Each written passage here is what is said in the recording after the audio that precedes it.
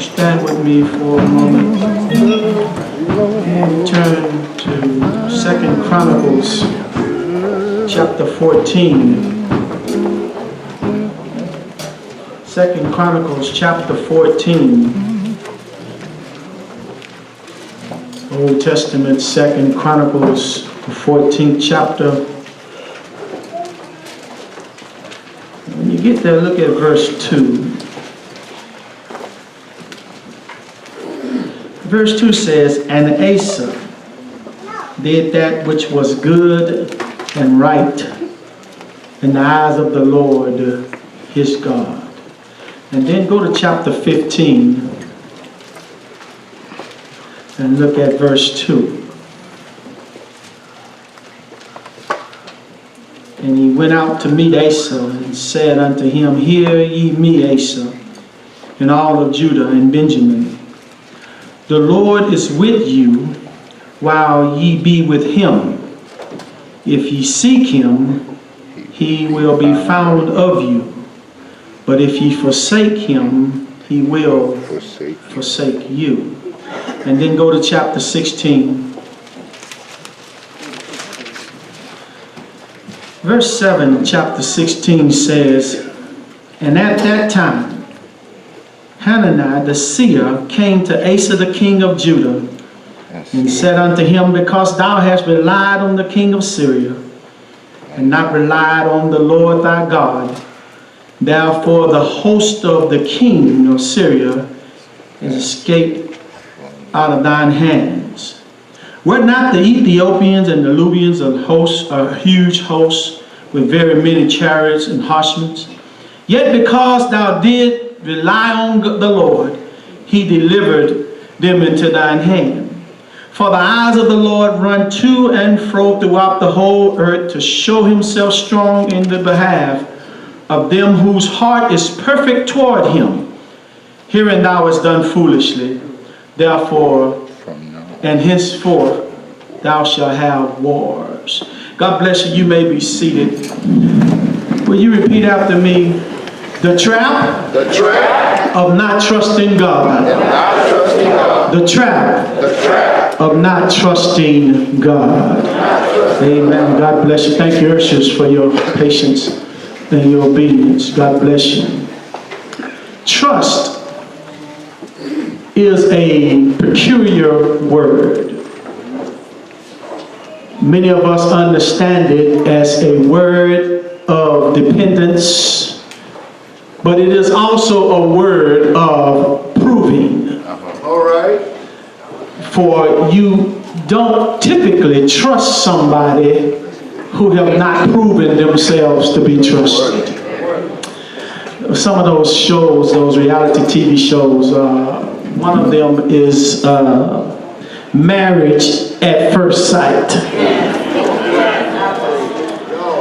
I laugh at that because what it depicts is two total strangers getting married at first sight. No conversations, no trusting and trying, no dating period, just risking life itself with someone who you don't know. All right. Someone who have not proven themselves to be trustworthy. It is amazing that we can run the risk of trusting individuals that we've never met, don't know their background. In fact, that was one episode, the guy found out that the wife's background, she had been arrested for harassment. And it's amazing how we trust the human element. But we serve a God that has time after time have proven himself. Am I right, somebody?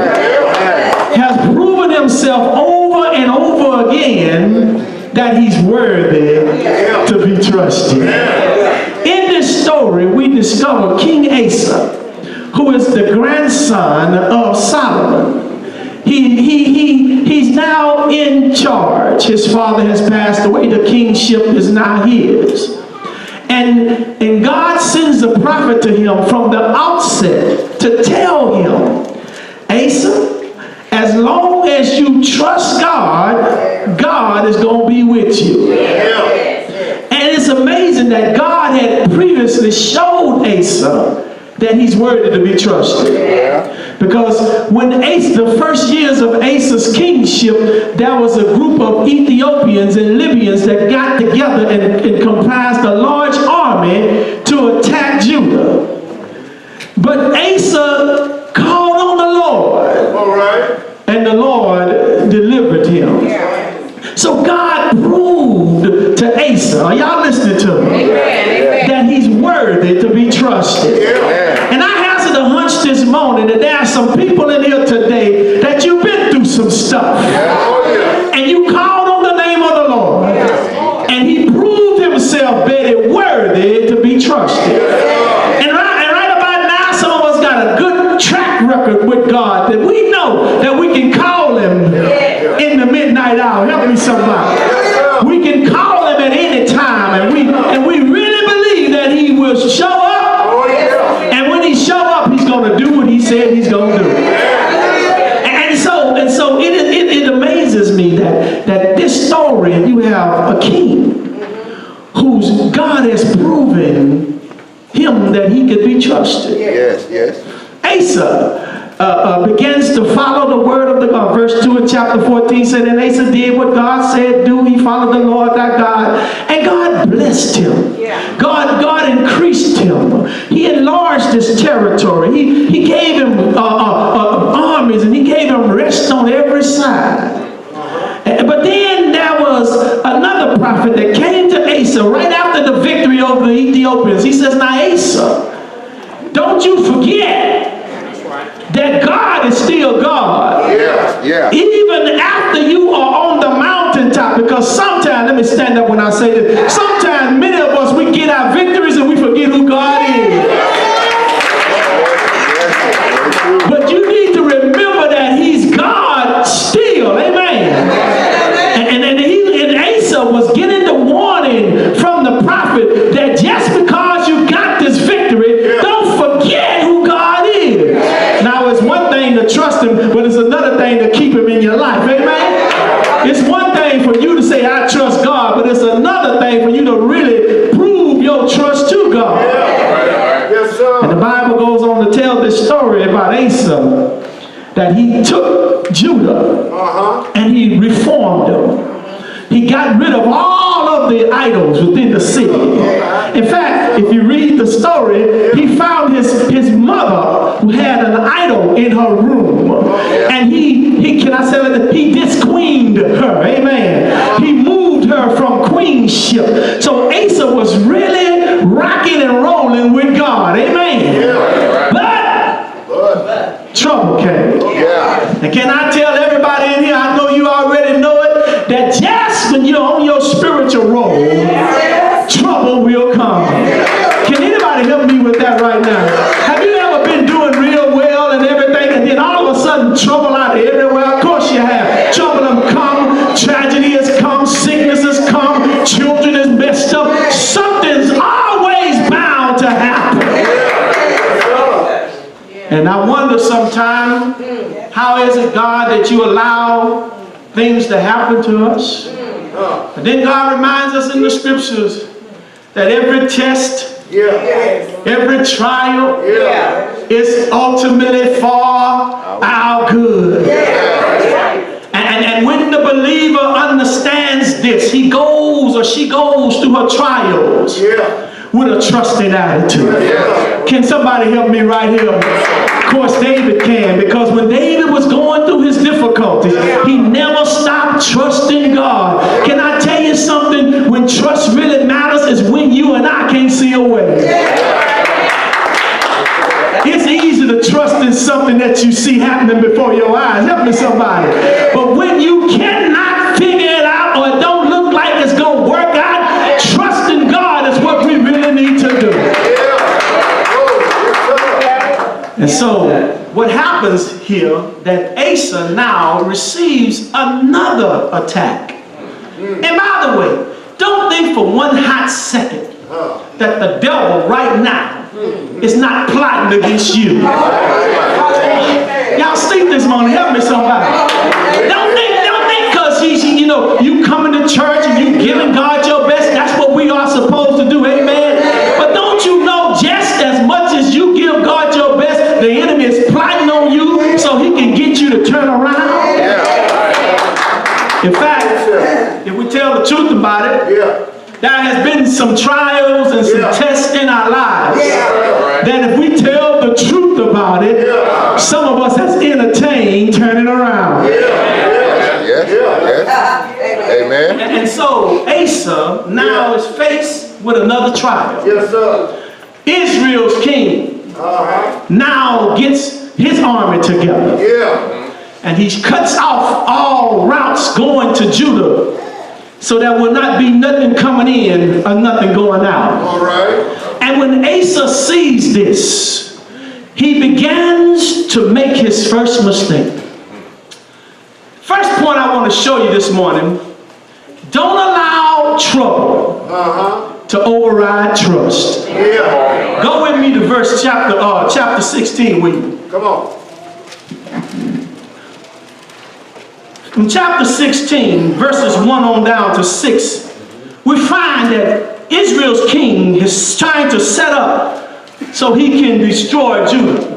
When Asa sees this, he starts making a deal with the king of Syria. The king of Syria is no friend of God. And Asa now finds himself making deals with those who are against God. He takes the gold, he takes the silver, and he offers it to the king. And the king of Syria takes the gold, takes the silver, and sure enough, the king of Syria wards off the king of Israel. And now Asa seems to think that problem is solved. But can I tell you something? Your solving the problem don't mean the problem is solved.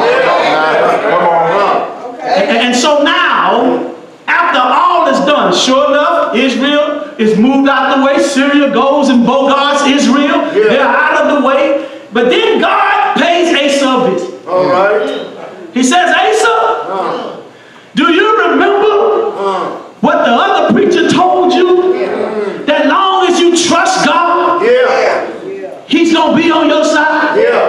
That long as you walk with Him, even though you may not understand it, or you may not see it, but as long as you trust God, didn't I tell you earlier, trust is a funny thing? Trust is that thing when you just gotta just believe that God is up to something. And I'm looking at some folk today, and I know you done went through some stuff, and you're scratching your head wondering when my day gonna come, and you counting time. But I want to tell you something: when you're dealing with God, stop counting.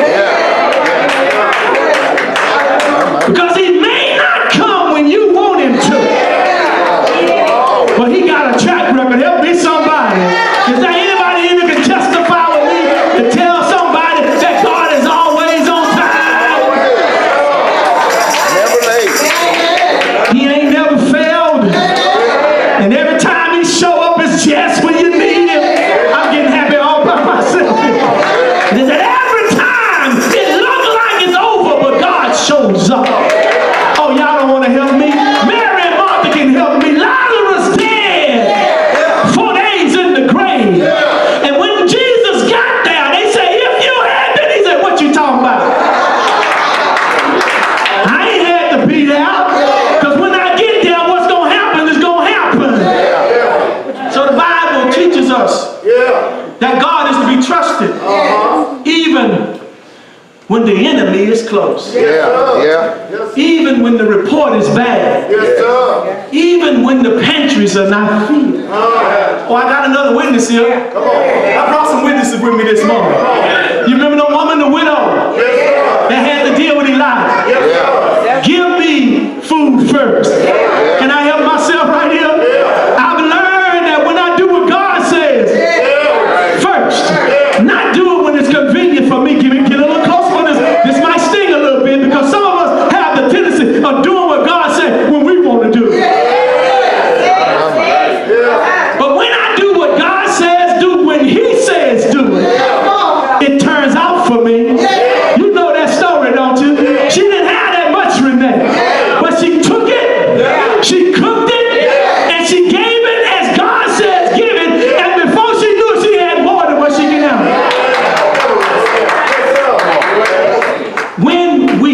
trust him. That's right. We got to trust him on his terms. I sure hope I'm helping somebody in here. And so the seer, this prophet, comes to Asa. And he says, Asa, you was doing well. Yeah. You was trusting God. He was giving you rest on every side. But just because, watch this, church, just because God gives us rest doesn't mean that every now and then he allows the enemy to come through the rest.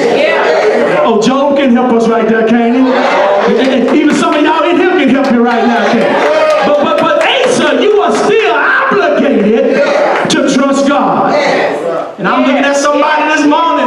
All right. You about to throw your hands up in the air. You about to wave them like you just don't care. But you need to understand it might be rough right now. But God is saying, trust me. Who knows? You might be in the third quarter, late in the game, and the score ain't hit the scoreboard. But the God we serve is able to do all things.